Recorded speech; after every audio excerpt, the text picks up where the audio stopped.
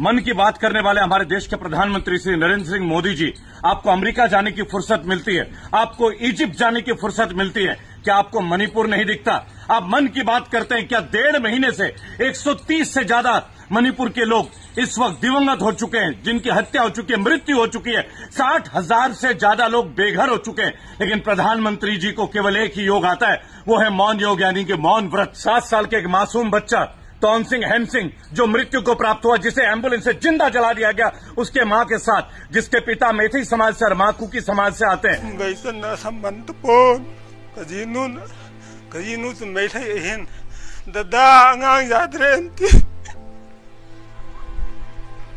माननीय प्रधानमंत्री जी, रेडियो की जिस मन की बात को आप दुनिया के सामने करते हैं, आज मणिपुर के हजारों महिलाएं और पुरुष आपको रेडियो तोड़ते हुए नजर आएंगे। ये एक संकेत है, आपके अंदर कोई संवेदना नहीं है लोगों के प्रति। भाजपा के लोग बंगाल में हिंसा की बात करते हैं, आखिर मणिपुर आपको क्यों नहीं दिखता? तौनसिंह हेमसिंह जैसे ना जाने कितने बच्चे बेघर हो गए, 60,000 से ज्यादा लोग बेघर हो गए। आप चुप क्यों बैठे हुए हैं, मौन क्यों धारण करके बैठे?